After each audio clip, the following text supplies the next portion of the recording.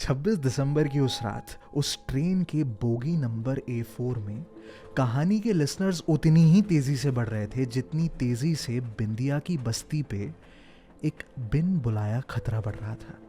अब वो लड़का जो है ट्रेन वाला वो कहानी सुनाता जा रहा। अच्छा, कहानी किसे सुनाता था? रिचा के बच्चे को। लेकिन वक्त के साथ रिचा, सामने जो अंकल बैठे थे, इवन आंटी भी थोड़ी बहुत कहानी में डूबते जा रहे थे। अब ये लड़का अपनी कहानी को आगे कंटिन्यू करता है। तो उसका नाम क्या था? बिंदिया। तो बिंदिया को प्यार से बिंदिया बुलाते गांव वाले, लेकिन चोरी छुपे उसको एक और नाम बुलाते। पता है क्या? कामचोर। और बुलाते भी क्यों नहीं यार? ये लड़की दिन में सिर्फ और सिर्फ 3 घंटा अपना दुकान चलाती, उसके बाद दुकान बंद करके वहां की जो बस्ती थी उसकी सड़कों पे घुमा करती, गलियों में एकदम आवारों की तरह। अरे यार, दुकान जब अच्छी चल रही है थोड़ा और चला लो, 4 पैसे और कमा लो। नहीं, शाम हुई नहीं कि इनकी बस्ती के बाहर एक बड़ी खूबसूरत सी नदी बहती थी। वही नदी है जो मैंने आपसे बाहर ढूंढने के लिए कही थी। और उस नदी के ऊपर एक बहुत प्यारा सा पुल होता। वो उस पुल पे खड़ी होती और नदी की खूबसूरती को ताड़ती। रोज का यही रूटीन था। कुछ भी बोलो, बिंदिया करती वही जो उसके मन का होता, करती वही जो उसके मन का होता। डियर लिसनर्स, आप भी एकदम बिंदिया की तरह इस कहानी को तभी सुनना अगर आपका मन करे। और अगर मन करे तो इस कहानी को आगे कंटिन्यू करने से पहले एक बात का ध्यान रखिएगा कि आपने एक हुकुम्बा 2 यानी ये वाली कहानी का चैप्टर 1 पहले सुनाओ। चैप्टर 1 कहाँ मिलेगा? मेरे यूट्यूब प्रोफाइल पे एक प्ले के बटन पे पूरी मूवी की तरह चलेगा। और अगर उस चैप्टर का छोटा सा ट्रेलर देखना है तो मेरे इंस्टाग्राम प्रोफाइल पे उसके पहले के 6 एपिसोड्स अवेलेबल हैं। हर चैप्टर के पहले 6 एपिसोड्स आपको अवेलेबल मिल जाएंगे। तो अगर आप आगे कंटिन्यू कर रहे हो तो मैं ये मान के चल रहा हूँ कि आपने चैप्टर 1 को अच्छे से सुना है, ठीक है? हेलो जी, मेरा नाम है Justin Joseph and you are listening to the 16th कहानी ऑफ स्टोरीज। इसके अलावा 15 और कहानियां हैं जो मेरी प्रोफाइल पे आपका इंतज़ार कर रही हैं। हमारी आज की कहानी का नाम एक हुकुम्बा 2 चैप्टर 2। रोज की तरह मैडम जो है बढ़िया पुल पे खड़े होकर के ठंडी ठंडी हवाएं खा रही होती हैं, नदी की खूबसूरती ताड़ रही होती हैं कि इतने में दूर से चीखने चिल्लाने की आवाज़ें आना शुरू होती हैं। जैसी वो आवाज़ आती है वो नदी से अपनी नज़रें ऊपर उठा के देखती है तो गाँव में कुछ मशालें जलती हुई दिखती हैं। जिस जगह पे वो मशालें आपस में जल रही थी उसी के आसपास कुछ उसका घर भी था। वो कुछ समझ में नहीं आता, दौड़ती भागती तुरंत अपने घर की तरफ निकलती है। वो अपने बस्ती के दरवाजों से अंदर घुसी भी नहीं होती कि उसे समझ में आ जाता है हमला हुआ था।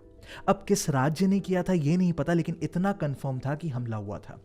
अंदर आई और तुरंत अपने घर के लिए जो गलियां वलियां लेनी थी उससे अंदर जाना शुरू करती है। लेकिन इतने में जिस रास्ते से उसे आगे बढ़ना था वहां पे कुछ सैनिक जो है मुंह पे कपड़ा लपेटे खड़े हुए होते हैं। अब चूंकि ये लोग मुंह पे कपड़ा लपेटे हुए थे, ये समझ में नहीं आ रहा था कि ये लोग सैनिक हैं किसी राज्य के या फिर कहीं के गुंडे हैं, लुटेरे हैं, कुछ नहीं पता। लेकिन अब आगे तो जा नहीं सकते, तो मैडम क्या करती हैं, तुरंत के तुरंत एक दूसरा रास्ता अपनाती हैं। इसका भी था ना, मतलब जानती तो थी अच्छे से जगह को, और वो उस रास्ते से शायद घर की तरफ निकलती है। लेकिन जहां पे ये निकलती है वहीं उस चिल्ला चोट के बीच में कोई बूढ़ा आदमी जम जम के चिल्ला रहा होता है। किसी ने बिंदिया को देखा क्या? एक बूढ़े से कोई दादाजी टाइप के इंसान थे, वो थे जो आवाज लगा रहे थे। क्यों? क्योंकि मैडम जो है इन्हीं के घर का जो बाहर वाला कमरा था उसको किराए पे लेके रहती थी। अब ये जनाब जो थे, ये और इनकी जो वाइफ थी, इनके खुद के कोई बच्चे थे नहीं, पैसों की कोई खास ज़रूरत थी नहीं, लेकिन अब ये लड़की जो थी अकेली थी, मदद की ज़रूरत थी तो कर दी। अब बिंदिया का नेचर इतना प्यारा था कि वक्त के साथ कब वो इनका ही एक हिस्सा बन गई इन्हें पता नहीं चला। लेकिन अभी वही हिस्सा न जाने बस्ती में कहाँ था। अब जो दादी जी थी वो तो एकदम हाय तौबा करना शुरू कि हमारे बिंदिया कहाँ, मैं बिंदिया को ढूंढ के लेके आओ। अब दादा जो है वो शांत कराने की कोशिश करें, नहीं नहीं ढूंढ लेंगे हम, मतलब क्या क्या बोले, अब कहाँ ढूंढे, हमला हुआ क्या करें। अब वो छत पे जाके ढूंढने की कोशिश करते हैं, खूब आवाज़ें लगाते हैं, लेकिन जब वहाँ पे भी वो लड़की नहीं मिलती तो वो अपनी जान पे खेलकर अपने घर से बाहर निकल जाते हैं और गलियों में उस बिंदिया को ढूंढना शुरू करते हैं। एक तरफ यहां इसे ढूंढा जा रहा और दूसरी तरफ जहां पर लोग चीखते चिल्लाते अपनी जान बचा के अपने घरों में भागने की कोशिश कर रहे हैं, वहां पे बिंदिया गलियों में कुछ ढूंढ रही थी। लेकिन वो जो ढूंढ रही थी ना, वो अपने घर जाने का रास्ता तो बिल्कुल नहीं था। जिन्होंने हमला किया था उन्होंने अभी तक 4 दुकानों को जला के भस्म कर दिया था। कई सारे लोगों को चोटें भी बहुत आई थी। और मतलब शुक्र तो इस बात का था कि मतलब शुक्र ही, हाँ मतलब शुक्र ही कहेंगे यार, लेकिन वियर्ड था ना कि उनके पास तलवारें थी, उनके पास भाले थे, प्रॉपर सेना थे वो लोग, पर कोई अभी तक मरा नहीं था। मतलब थैंक गॉड कि कोई मरा नहीं था, लेकिन वियर्ड है ना कि अभी तक एक भी लाश नहीं थी। जबकि इस तरह के जब भी अटैक्स होते हैं तो अभी तक तो सड़कों पे लाशें बिछ जाती हैं। अब जैसे ये बार बार लाशें लाशें बोलता है तो रिचा थोड़ी सी अनकंफर्टेबल आती है। अब यार ऑब्वियसली मतलब बच्चों को कहानी सुना रहे हो तुम, ये लाशें, ये कोई लैंग्वेज होती है? अब उसकी डिस्कम्फर्ट जो है वो इसने ऑब्जर्व करी। आंखों ही आंखों में इसने सॉरी कहा। रिचा ने ठीक है करके इशारा किया। कहानी आगे बढ़ी। अब यहाँ पे जो दादाजी हैं वो एक तरफ बिंदिया को ढूंढ रहे हैं, लोगों से पूछ रहे हैं कि किसी ने देखा क्या, कहीं उसको किसी गली में जाते हुए देखा। वो हेल्पलेस हो रखे हैं, उम्र भी ऐसी हो रखी। इतने में एक आदमी चिल्ला कहता है, पागल है तुम्हारी लड़की? अरे वो छोड़ो, तुम कहाँ पे है वो ये बता दो। अरे पागल है वो, हम कह रहे हैं माहौल देख के कि भाई घर के अंदर आ जाओ, थोड़ी जान बचा लो, लेकिन नहीं। इस माहौल में मैडम जो है बाहर ऐसे टहल रही हैं सड़कों पे जैसे कि भैया गर्मियों के बाद सावन का महीना आया, मौसम का लुत्फ उठा रही हैं ये। अब दादा का दिमाग खराब कि भाई तू बता दे, माहौल देख, तू ज्ञान क्या पेल रहा है। इतने में वो इशारा करके बोलता है कि उस गली में जाते हुए देखा। दादा जो है कैसे भी जल्दी जल्दी में, भाई उनको भी कमर का दर्द, ये वो जाके वहाँ देखते तो वहाँ एक आदमी जो है ज़मीन पे बैठा हुआ है, हाथ जोड़े, और सामने बिंदिया जो है वो एकदम गुस्से में खड़ी हुई है। वो पास में जाते और बिंदिया उसे कुछ तो बोल रही होती है, ऐसा ही तेरा नसीब।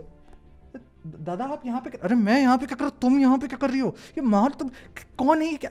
अब बिंदिया उसे क्या समझाए, वो ये कर रहा था, वो कर रहा था। अरे तुम चलो करके दादा उसे घसीट के वहाँ से लेके जाते हैं, लेके जा रहे हैं, लेकिन बिंदिया की नज़रें उस आदमी पर रहती हैं।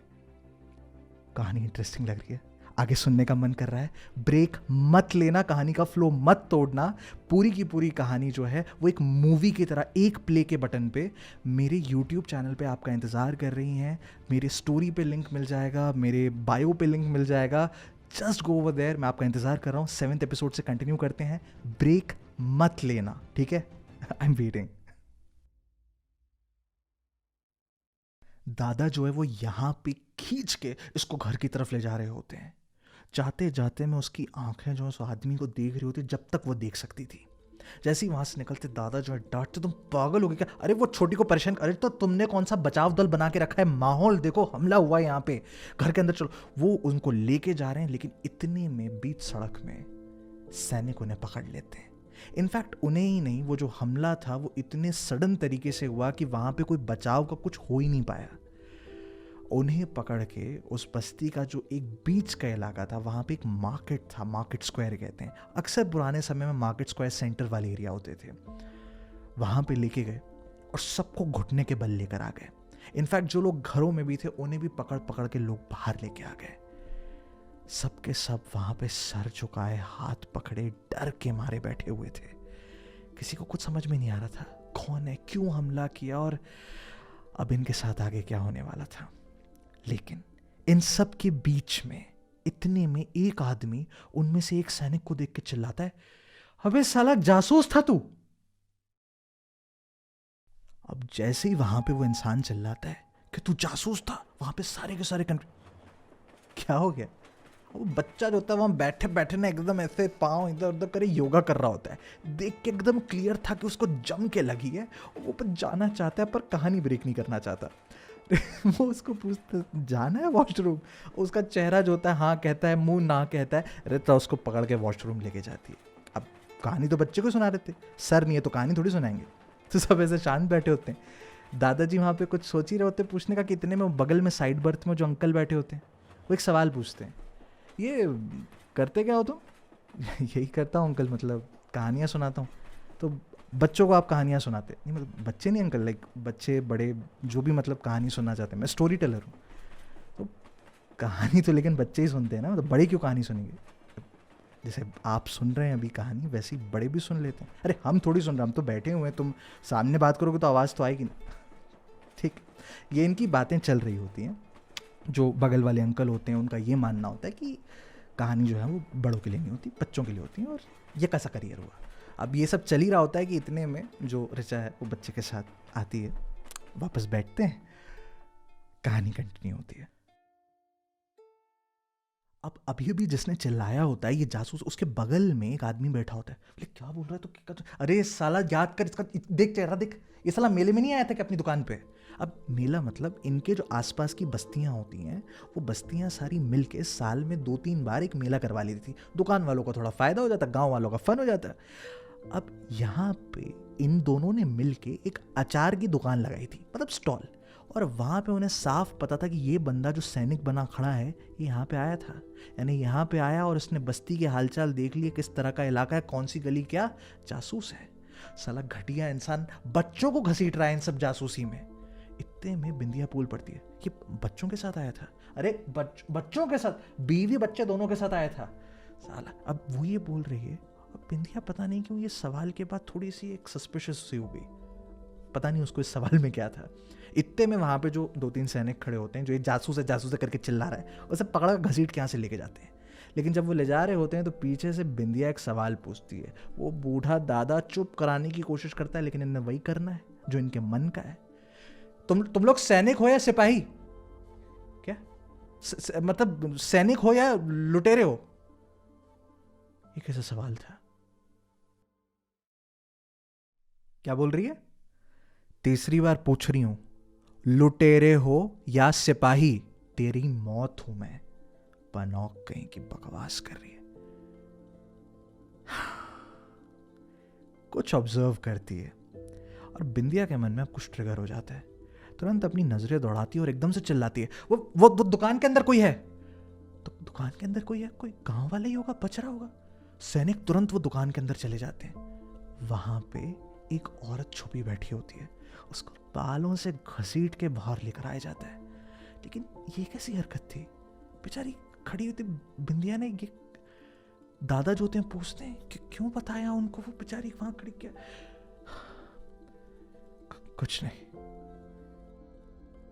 अब कुछ ही समय के अंदर जितने भी बस्ती के लोग थे उनको ये सेंटर वाले एरिया में लेके आ जाते हैं। छोटी सी तो बस्ती थी, कितने ही होते। वहाँ पे सारे के सारे आए हुए हैं, कुछ घुटने टेके खड़े हैं, कुछ गिरे हुए पड़े हैं, कुछ अपने हाथ जोड़े हुए खड़े हैं, भीख मांग रहे हैं। अब इन्हें समझ में तो नहीं आ रहा ना यार कि गर्दन कटने वाली है, कोई लूटने वाला है, वो कुछ नहीं, बस सारे के सारे सेंटर में खड़े हुए हैं। अब इतने में इन लोगों की जो सेना थी, उनका जो नेता था, वहाँ पे मार्केट के पीछे कोई डब्बे पे पड़े हुए तो उसके ऊपर खड़ा हुआ और बड़े ठाठ से कहा, तुम लोगों की जो जिंदगी है, जान है, अभी हमारे लिए भीख के तुल्य है। मन किया तो दे देंगे। देखो तुम लोगों के पास ऐसा कुछ नहीं है जो हम लोग तुमसे लूट सकें, और ना ही उसके लिए हम लोग आए हैं। हमें सिर्फ एक लड़का चाहिए। तुम लोगों की बस्ती में अगत्य के नाम से रह रहा है। असली नाम ये नहीं है, नाम बदल के रह रहा है। सांवला सा लड़का है। अब यहां पे सब सभी को जानते हैं, ये आपको भी पता है, हमको भी पता है। तो कौन होगा आप में से जो आपके गांव वालों की जान बचाएगा? क्योंकि क्या है, अगर वो लड़का मिल गया तो तुम सब चले जाओगे, लेकिन नहीं मिला तो इस इलाके को ऐसा भस्म करेंगे तुम्हारे कंकाल भी नहीं मिलेंगे। जो बोलोगे वो देंगे। लेकिन कौन अगत्य? भाई लड़का तो छोड़ो, गांव वालों ने, उस बस्ती वालों ने ऐसा कोई नाम तक नहीं सुना था। एक बार फिर सोच लो, किसी की याददाश्त अगर हो तो। जितने भी लोग वहां पे बैठे होते हैं सारे के सारे आपस में गुस्सा, किसी को कुछ पता है तो बता दो, ये वो। अभी कौन अगत्य किसी को? अब इतने में वहां पे एक आदमी होता है, नीले रंग का कुछ तो भी पहना होता है। वो खड़ा होकर के कहता है, हमें पता है, हमें पता है, हमने देखा है उस लड़के को। ये तो इतने एक्साइटमेंट में खड़ा होता है तो कोई इनाम में नाम मिलने वाला है इसको। अब सैनिक जो है पकड़ के आगे लेके आते हैं। आगे लाते हैं, उसका दोस्त वहां पे बैठा, किसकी बात कर रहा है? अरे तू जानता नहीं, वो मिठाई की दुकान के सामने आके खड़ा रहता था। अरे भिखारी है ना वो, भिखारी। वो सैनिक के जो सेनापति, उनसे पूछ रहा है। सेनापति उसकी तरफ देख रहा और एक रसीद के थप्पड़ लगा के दिया। कहा मुझे क्या पता वो क्या है, तू बता, तेरे को पता है ना। वो कहते नहीं नहीं नहीं नहीं, हमने देखा है, वो सांवला सा है, और हमने एक बार उसे कुछ खाना भी दिया था तो उसने अपना नाम बताया था हमको, अगत्य से ही बताया था। ठीक है, ढूंढो। अब वो आदमी जाता है उस अगत्य को ढूंढने के लिए, जो इनके हिसाब से मिठाई की दुकान के सामने बैठ के भीख मांगा करता। ये अगत्य को ढूंढने गए हुए, और यहाँ पे दादा जो है इस टेंशन में कि कौन है अगत्य, तो तुम्हें पता है इसके बाद बेटा? और इतने में वहां पे जो बिंदिया है वो सांस, इसे एक तकलीफ थी है सांस वाली, इन्होंने देखा था, लेकिन इस समय क्या करते कुछ समझ में नहीं आ रहा। इतने में वहां से एक आवाज आती है, यही है अगस्त्य, और किसी को उन्होंने पकड़ा हुआ होता है। अब पीछे से पता नहीं किसी तो लड़के को घसीट के आगे लाया जाता है, सांवला सा था, हाइट वगैरह डिस्क्रिप्शन में फिट हो रहा था। जब वो लड़के को आगे लेकर के आते हैं तो वहां से बचने की कोशिश करता, अपना चेहरा छुपा रहा होता है, कहाँ भग के जाता, घिरा हुआ था पूरी तरह से। अगस्त्य को लाके सामने खड़ा कर देते हैं। कौन था ये अगस्त्य? इसके नाम पे पूरे बस्ती पे हमला हुआ, इतना कितना इंपॉर्टेंट था ये। दूसरी तरफ ये जो बिंदिया थी, ये सांस के लिए लड़ रही है अपनी, इसका क्या होगा, बचेगी क्या, मतलब। और दूसरी तरफ ये जो अपना क्या बोलते हैं वो औरत थी, उसको फंसवा दिया, कितनी घटिया हरकत थी। ये बिंदिया इस कहानी की अच्छी किरदार ही है ना, या फिर पता चलेगा। ये हुकुम्बा शब्द को भाई बता दो, ये कब आने वाला है अगले चैप्टर में। ये अगला चैप्टर जो है मैं संडे पक्का लेके आ जाऊंगा, लेकिन मेरे को आपकी मदद चाहिए। देखिए, फॉलो करने के लिए मैं कभी नहीं कहता, आपका दिल करे कर लीजिएगा, लेकिन मुझे रीच की बहुत ज़रूरत है। लास्ट टाइम टारगेट था 150 के, आपने कर दिया 220 के, गजब प्यार है। इस बार हमारा टारगेट है 350 के। इस वाले एपिसोड पे नहीं, वही एपिसोड चैप्टर 1 एपिसोड 1 वो हमारा ट्रेलर है। तो प्लीज़ जब आप उसे अपनी स्टोरी शेयर पे डालें तो मुझे मेंशन करें, उसका स्क्रीनशॉट लेके मुझे डीएम करें, क्योंकि मैं आपके स्टोरी शेयर्स का एक कंपाइलेशन वीडियो बनाने वाला हूँ जो अगली कहानी से पहले आ जाएगा। अब देखो, मैं तो इस संडे कहानी सुनाने आ जाऊँगा अगर 350 के हो गया तो। सवाल ये है, आप सुनने आएंगे?